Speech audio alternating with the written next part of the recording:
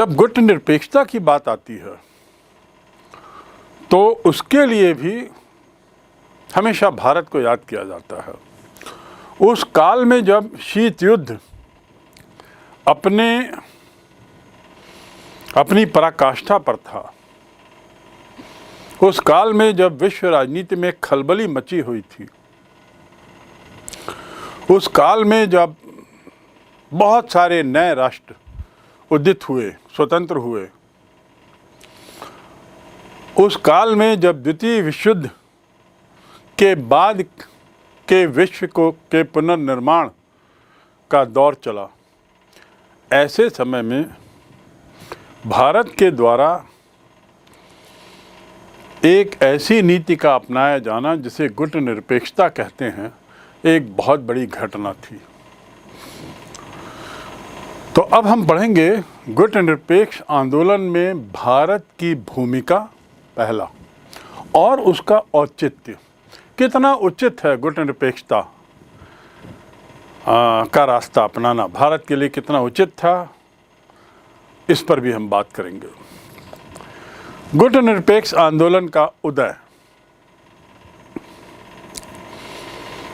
इसकी शुरुआत कैसे हुई? जब दूसरा विश्व युद्ध समाप्त होता है तो हमने दो ध्रुवीय विश्व राजनीति के तहत हमने पढ़ा कि अमेरिका और सोवियत संघ, ये दो नए ध्रुव सामने आते हैं, दो प्रमुख गुट, और जो पूरी दुनिया है वो इन दो गुटों के इर्द गिर्द घूमती है। अर्थात या तो वो अमेरिकी खेमे के थे या तो सोवियत संघ के खेमे में थे। तो मोटा मोटा अधिकतर देश किसी न किसी के साथ अपने को जोड़े हुए थे। उसके भी कई कारण थे, और इन दोनों गुटों में जो युद्ध की स्थिति बनी उसे हम शीत युद्ध कहते हैं, अंग्रेजी में हम कोल्ड वॉर कहते हैं, जो एक तरीके से फोनी वॉर था, केवल वाक्य युद्ध, ऐसी लड़ाई जो जुबानी लड़ी गई, हथियार उसमें नहीं चले। इस युद्ध का काल लगभग 50 वर्ष का रहा, और इस काल में जो मुख्य हथियार रहा युद्ध का वह था जीव और प्रचार तंत्र। कई 100 वर्षों की जो दास्तां से जो एशिया और अफ्रीका के देश स्वतंत्र हुए थे, ले देकर 1945-47 से लेकर 60 के बीच जो बहुत सारे देश स्वतंत्र हुए, कई वर्षों की दास्ता के बाद, गुलामी के बाद, अब उनके सामने एक समस्या थी कि वो किस खेमे में जाएं, क्या करें। विश्व तो दो खेमे के बीच में घूम रहा है, तो अब हम किनके साथ अपने को जोड़ें?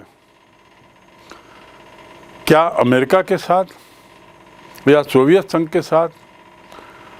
और तीसरा रास्ता कुछ दिख नहीं रहा है, किसके साथ संबंध हों, यानी संबंध होना क्या जरूरी है, ये भी सवाल कुछ लोगों के मन में उठा।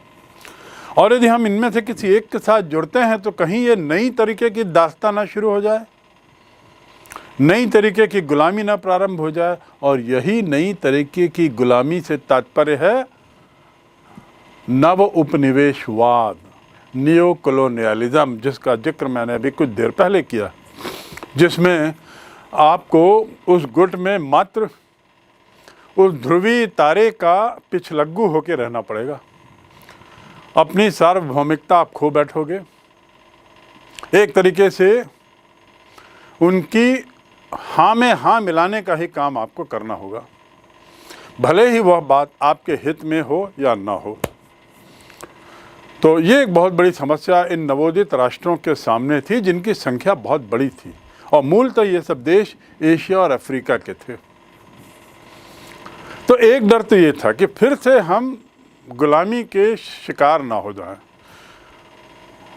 इतने वर्षों बाद मिली स्वतंत्रता को हम फिर ना खो बैठें। तो एक रास्ता उनके पास था, कोई ना कोई गुट जाओ, शामिल हो और अपनी गुलामी और गुलाम बन जाओ फिर से। दूसरा रास्ता ये था, जो थोड़ा कठिन था निश्चित रूप से, कि अपनी स्वतंत्रता बनाए रखो, किसी के साथ न जुड़ो और निष्पक्ष रहो, अपनी स्वतंत्रता बनाए रखो, किसी भी गुट में शामिल ना हो, जो बड़ा कठिन काम था। किसी भी गुट में शामिल ना होने का अर्थ ये है कि सोवियत संघ और अमेरिका इन दोनों की नाराज़गी मोल लो, और इनकी नाराज़गी का अर्थ ये है कि नवोदित राष्ट्रों को किसी भी तरह की आर्थिक सहायता ये देश नहीं देंगे, और ख़ासकर नवोदित राष्ट्र निर्धन राष्ट्र थे, अविकसित राष्ट्र थे। इन्हें तो आर्थिक मदद की और ज़रूरत थी, तकनीकी मदद की बहुत ज़रूरत थी। ऐसे समय में क्या स्वतंत्र बनाए रखना ज़्यादा उचित होगा या किसी एक खेमे में शामिल होकर उससे आर्थिक और सामरिक और अन्य तरह की मदद लेना ज़्यादा फायदेमंद होगा? तो विकल्प दो ही थे, शामिल होना या ना होना। भारत ने स्वतंत्रता के बाद दूसरे विकल्प को अपनाया, अर्थात अपनी स्वतंत्रता को, बहुत कठिनाइयों से पाई हुई अपनी स्वतंत्रता को अक्षुण्ण बनाए रखना, भले ही उससे उसके आर्थिक विकास की दर में उसका प्रभाव पड़ जाए, गति उसकी धीमी हो जाए, तकनीकी विकास की दर भले कम हो जाए, लेकिन थमेगी तो नहीं। तो इसलिए हम स्वतंत्र रहें तो बेहतर होगा। और इसी सोच के साथ भारत ने गुट निरपेक्ष आंदोलन के निर्माण और विकास में बहुत महत्वपूर्ण भूमिका निभाई। ये एक तरीके से पृष्ठभूमि है, गुट निरपेक्ष आंदोलन की पृष्ठभूमि। 1955 बर्मा,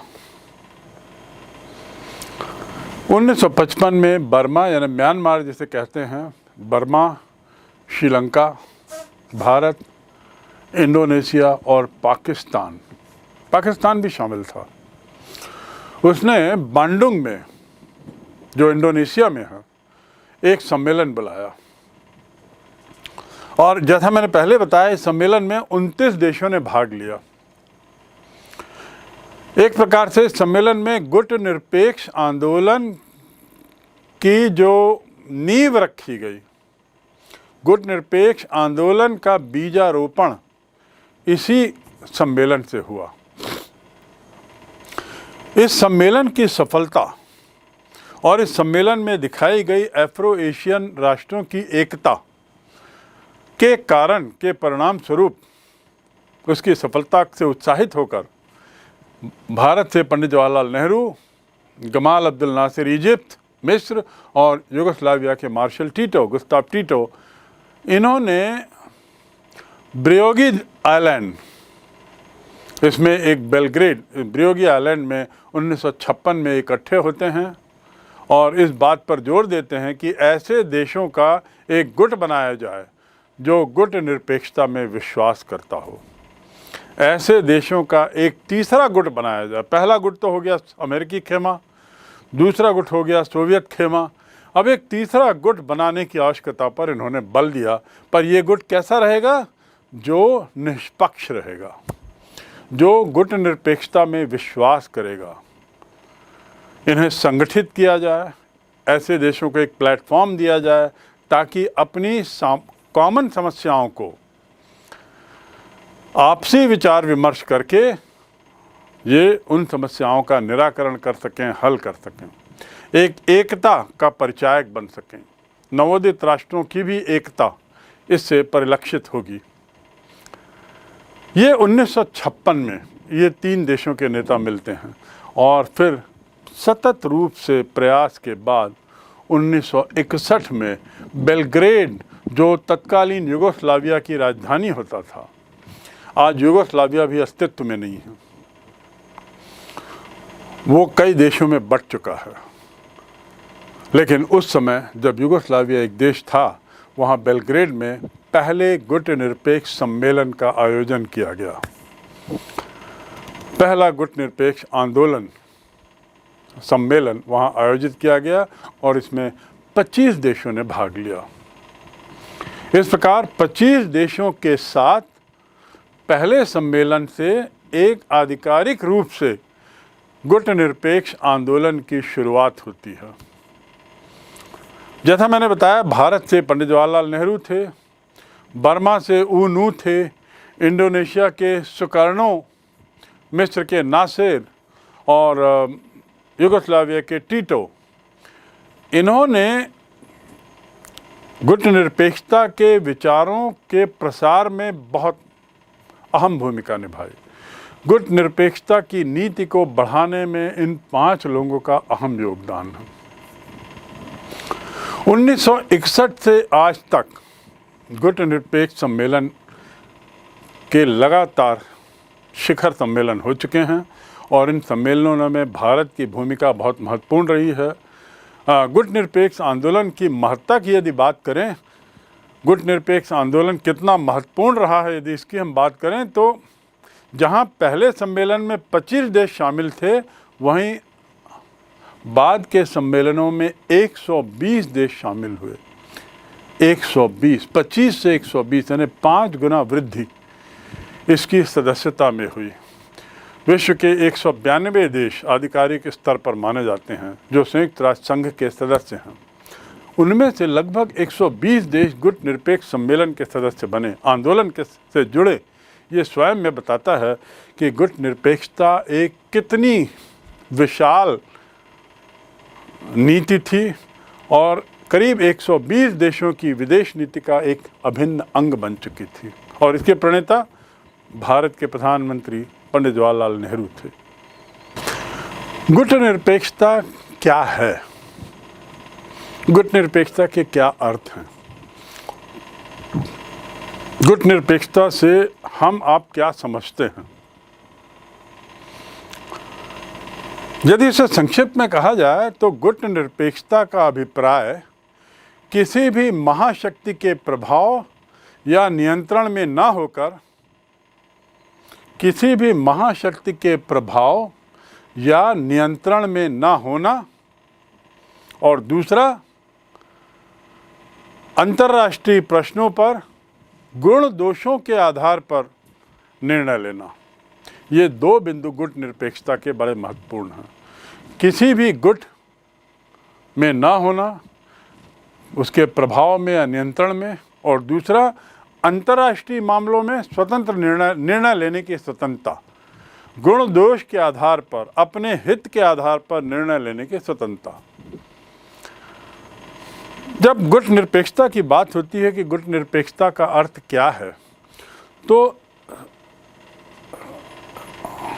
गुटनिरपेक्षता क्या है, इससे ज़्यादा बेहतर हम गुटनिरपेक्षता को तब समझेंगे जब हम जानेंगे गुटनिरपेक्षता क्या नहीं है।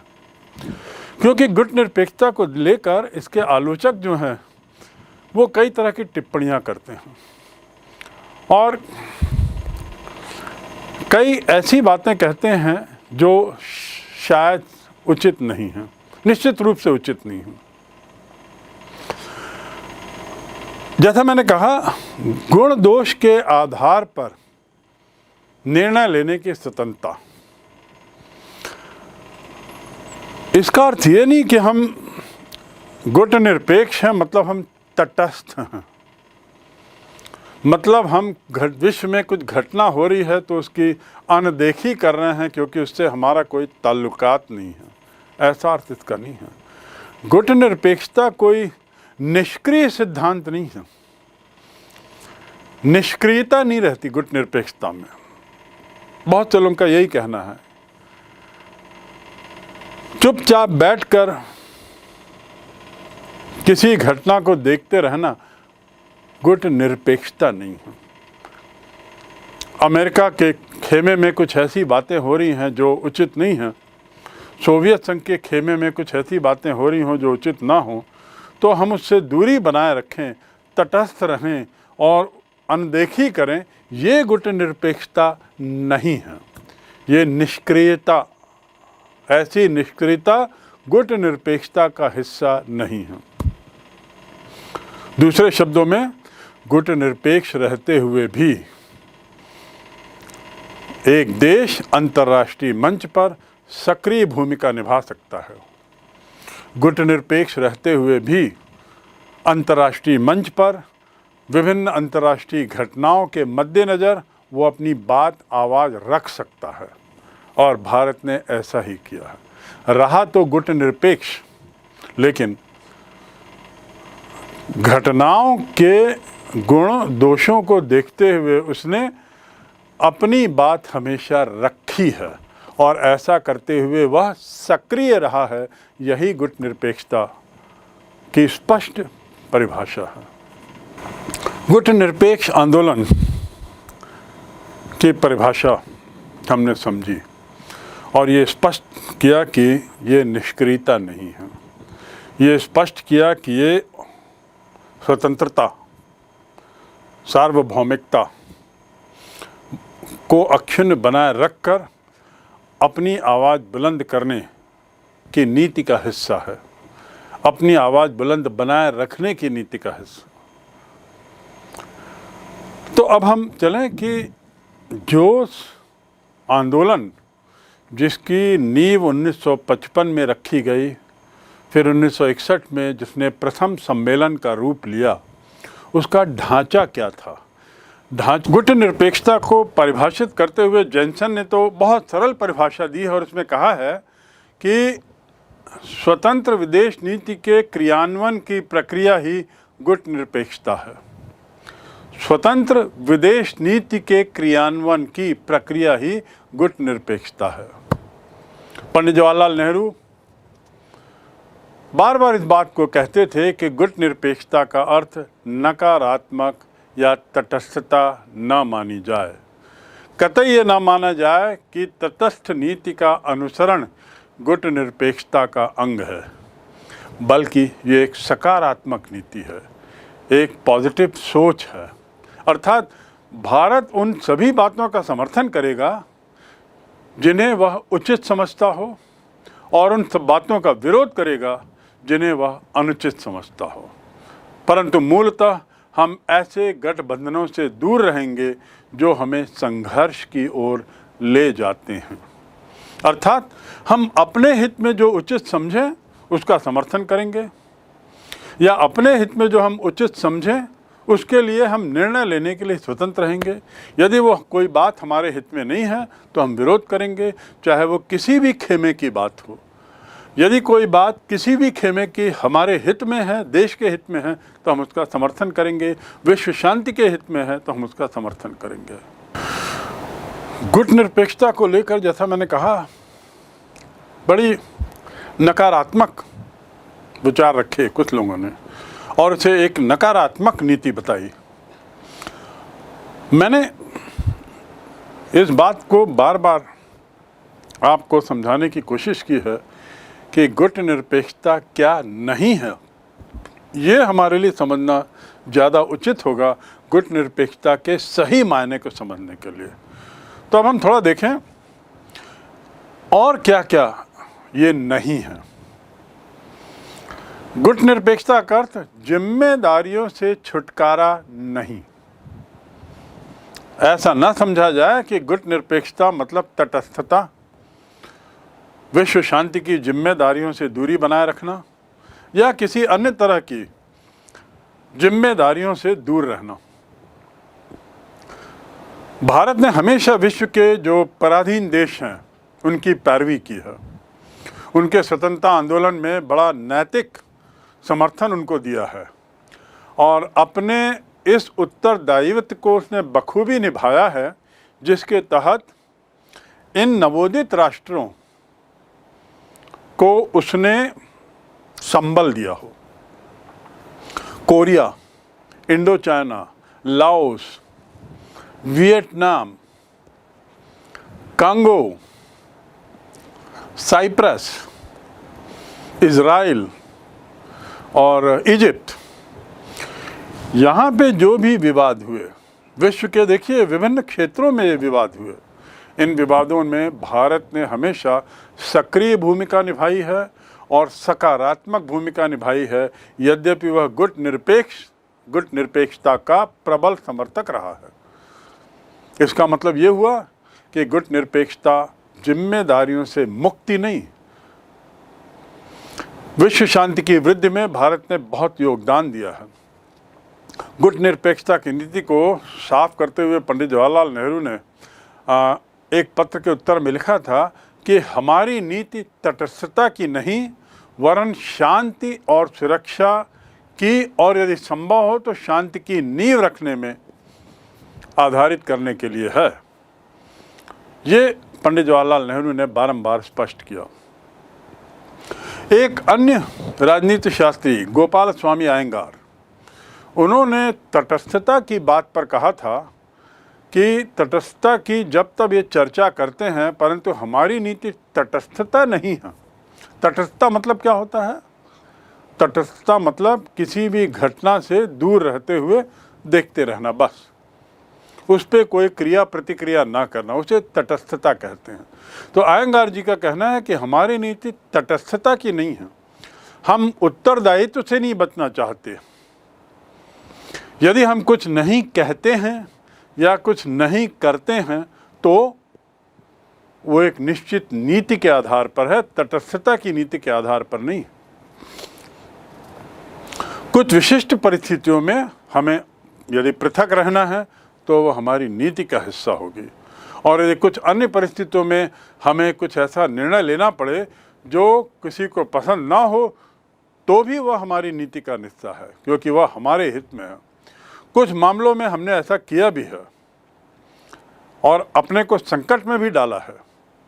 ऐसा बहुत थोड़े राष्ट्र ऐसा कर सकते हैं। अर्थात तटस्थ अर्थात गुट निरपेक्ष रहना एक बहुत कठिन कार्य है, और खासकर उन तत्कालीन परिस्थितियों में जब दो महाशक्तियां सतत रूप से देशों पर दबाव बना रही थी अपने खेमे में शामिल करने के लिए। तो आप समझ गए होंगे कि गुट निरपेक्षता का अर्थ जिम्मेदारियों से बचना नहीं, तटस्थता नहीं, नकारात्मकता नहीं। गुट निरपेक्षता कायरता भी नहीं है।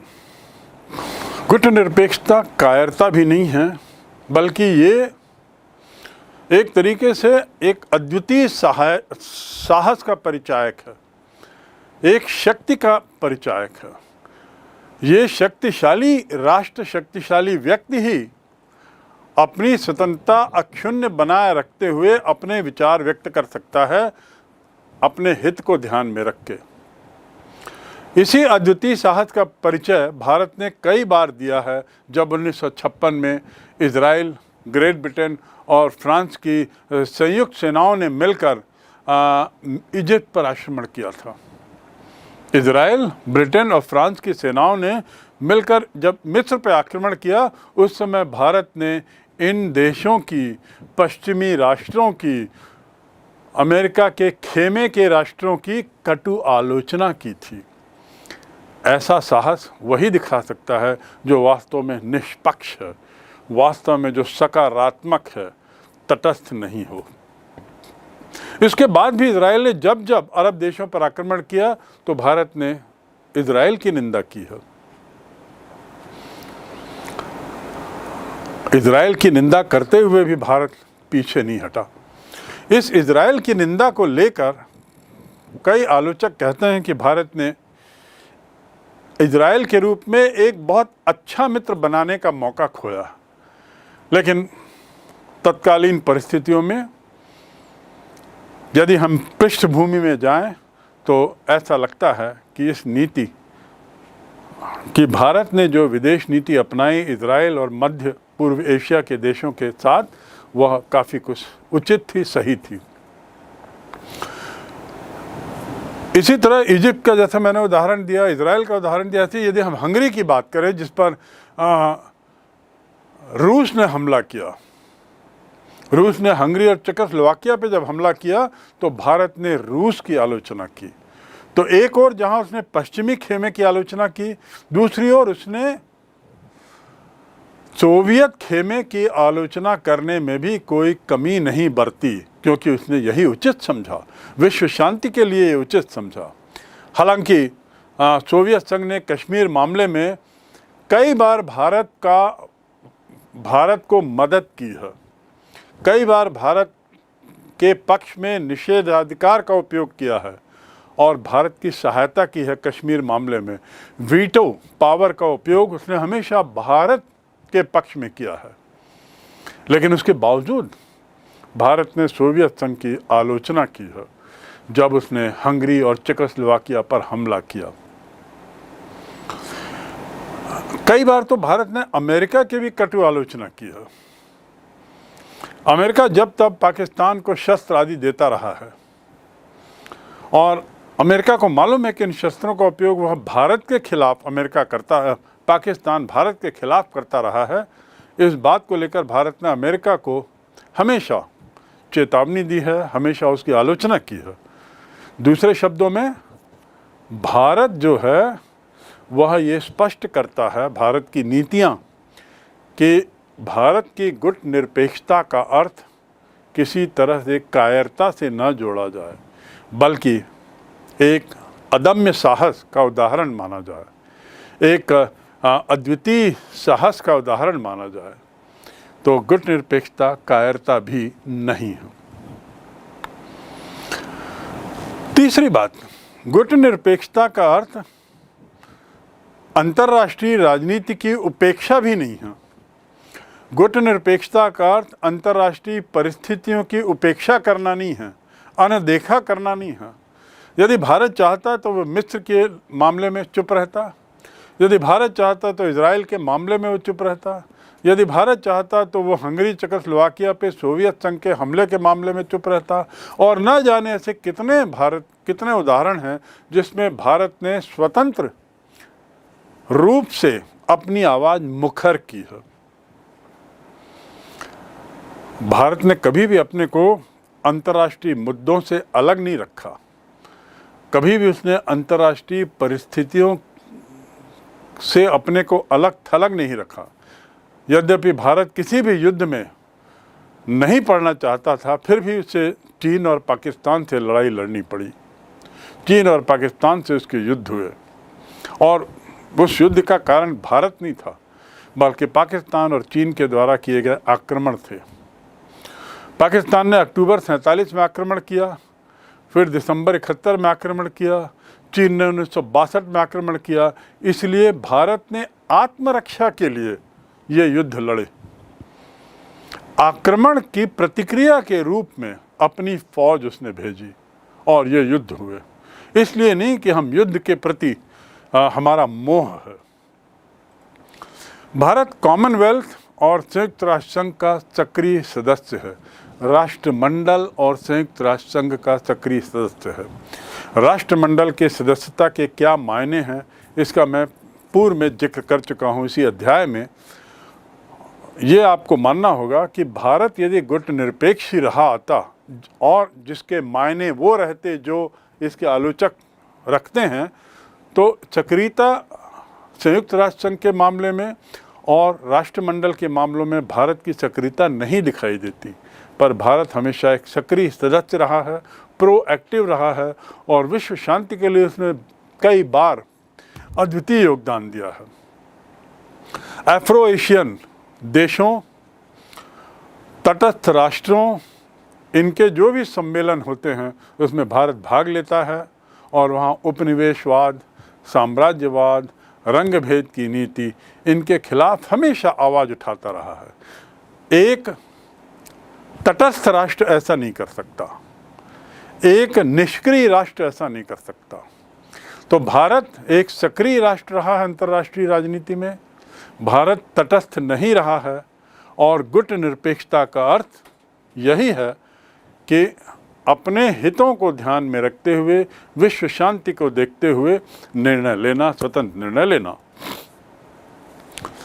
पिछड़े राष्ट्रों के उत्थान के लिए भी जब भी योजनाएं बनाई गई तो भारत ने कतई इसकी चिंता नहीं की कि ये पिछड़े राष्ट्र किस खेमों के हैं। भारत ने सदैव इसमें अपना योगदान दिया है और ये इस बात का परिचायक है कि गुट निरपेक्षता का अर्थ, भारत की ये नीति इस बात का परिचायक है कि गुट निरपेक्षता का अर्थ अंतर्राष्ट्रीय परिस्थितियों की उपेक्षा करना न माना जाए। इस विचारधारा के लोग गुट निरपेक्ष में सदस्य कैसे बनाए जाते थे? क्या कोई भी राष्ट्र इसमें सदस्य बन सकता था? नहीं। गुटनिरपेक्ष आंदोलन की सदस्यता संबंधी बातें, इसको लेकर हम ये जान लें कि कौन इसके सदस्य बनने की पात्रता रखते थे। पहला, वे देश, इसके लिए 5 शर्तें थीं। पहला, वे देश जो गुटनिरपेक्षता और शांतिपूर्ण सह अस्तित्व पर आधारित विदेश नीति का अनुसरण करते हों। वे देश जो गुटनिरपेक्षता और शांतिपूर्ण सह अस्तित्व कोएग्जिस्टेंस पर आधारित स्वतंत्र विदेश नीति का अनुसरण करते हों।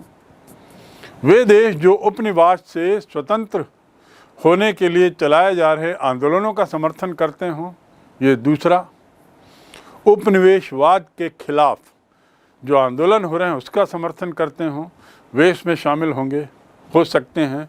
वे देश जो किसी भी सैनिक गुट के सदस्य ना हों, और सैनिक गुट के मायने नाटो, सीटो, सेंटो, वार्सो पैक्ट आदि। नाटो, सीटो, सेंटो, वार्सो पैक्ट और भी कुछ अन्य सैनिक गुट भी आए थे। इनके सदस्य ना हो तभी आप गुटनिरपेक्ष आंदोलन से जुड़ सकते हैं, अन्यथा आप गुटनिरपेक्ष नहीं रहे, आप किसी एक गुट में शामिल हो तो ऐसे राष्ट्र जो किसी भी तरह के सैनिक गुटों में शामिल हों वो उसकी सदस्यता नहीं हासिल कर सकते। तीसरी शर्त थी। चौथी शर्त वो थी कि वही देश गुटनिरपेक्ष आंदोलन का सदस्य बन सकता है जिसने कभी भी किसी महाशक्ति के साथ द्विपक्षीय समझौता न किया हो, चाहे वो अमेरिका हो, चाहे सोवियत संघ हो, उसके साथ द्विपक्षीय समझौता जिसके तहत किसी तरह की एक तरीके से अनुबंध हो जिसमें वो ना किया हो, ये इसमें शामिल हो सकता है। पांचवी और अंतिम शर्त थी, वे देश जो किसी भी महाशक्ति को या किसी भी शक्ति को अपने क्षेत्र में सैनिक अड्डा बनाने की अनुमति नहीं देते। अर्थात सैनिक अड्डा बनाने की अनुमति देकर कोई देश ये स्पष्ट कर देता है कि वह उस खेमे का है जिस खेमे को उसने सैनिक अड्डा बनाने की अनुमति दी। तो यदि वो किसी खेमे में शामिल हो गया है तो वो कैसे गुटनिरपेक्ष खेमे में आएगा। इसलिए 5वीं शर्त भी बहुत महत्वपूर्ण थी कि चाहे वो नौसैनिक अड्डा हो, चाहे वो वायुसेना के लिए अड्डा हो, किसी भी तरह का सैनिक अड्डा बनाने की यदि अनुमति किसी राष्ट्र ने दी है किसी शक्ति को, ताकतवर देश को, तो वह देश भी गुटनिरपेक्ष आंदोलन का सदस्य नहीं बन सकता। तो इस प्रकार इन 5 शर्तों के साथ ये सुनिश्चित किया जाता था कि गुटनिरपेक्ष आंदोलन से जुड़े हुए देश इन 5 शर्तों का पालन करते हों तभी उन्हें सदस्य बनाया जाए।